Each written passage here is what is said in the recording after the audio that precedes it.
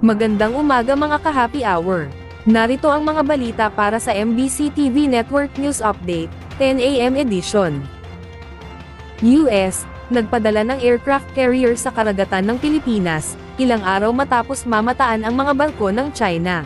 Nagpadala rin ang Amerika ng kanilang aircraft carrier sa karagatan ng Pilipinas, ilang araw matapos mamataan ang mga barko ng China sa rehiyon.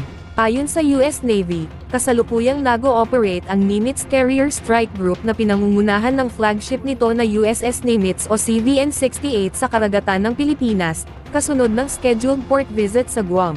Nagpapakita aniya ito ng operational readiness ng naturang barko at commitment ng US Navy na magkaroon ng ligtas at maunlad na Indo-Pacific region. Sa isang statement, sinabi ni Carrier Strike Group 11 Commander Rear Admiral Maximilian Clark, na ang pag-operate ng kanilang hukbo sa naturang karagatan bilang isang strike group ay lumilinang pa sa kanilang kakayahan para manatiling persistent at capable forces sa karagatan, at maging handa na magbigay sa kanilang mga leader ng malawak na spectrum ng military capabilities para tumugon sa anumang krisis o contingency. Maliban pa nga sa Nimitz, kasama din sa strike group ang Carrier Air Wing 17 at Destroyer Squadron 9 na binubuo naman ng USS Gridley o DDG-101, USS Lina Sutcliffe Higbee o DDG-123, USS Curtis Wilbur o DDG-54, at USS Wayne E. Mayer o DDG-108. Sa kasalukuyan, nag-ooperate ang naturang mga barko sa ilalim ng US 7th Fleet Area of Operations, ang pinakamalaking forward deployed numbered fleet ng US Navy. Matatandaan na una ng kinumpirma ng Armed Forces of the Philippines noong araw ng Huwebes, na namataan ang Chinese aircraft carrier na Shandong malapit sa bansa, habang dumadaan ito patungong Philippine Sea na may 8 pang escorts.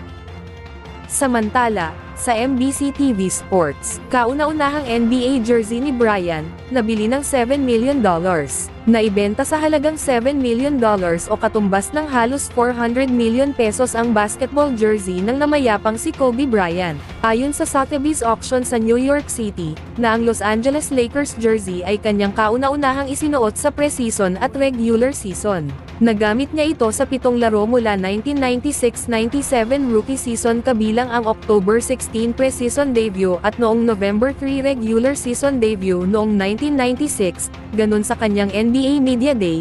Ito na ang pang-apat na pinakamahal na gamit na naisuot ng isang atleta. Nangunguna dito ang jersey ng baseball star Babe Ruth, na nabili sa halagang $24 million.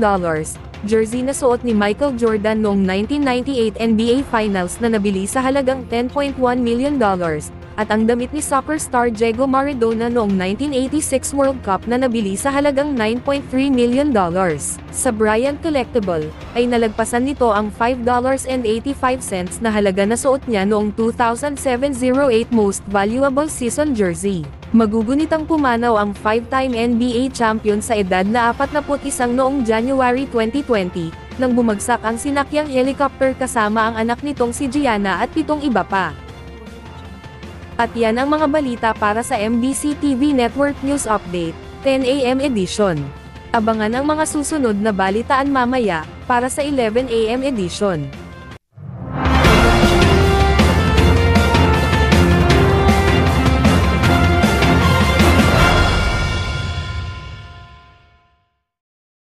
Mga ka-happy hour, kung gusto mong manood ang mga balita sa MBC TV Network News Update, mag-subscribe sa aming YouTube channel, i-like ang aming Facebook page, at i-follow sa aming TikTok account.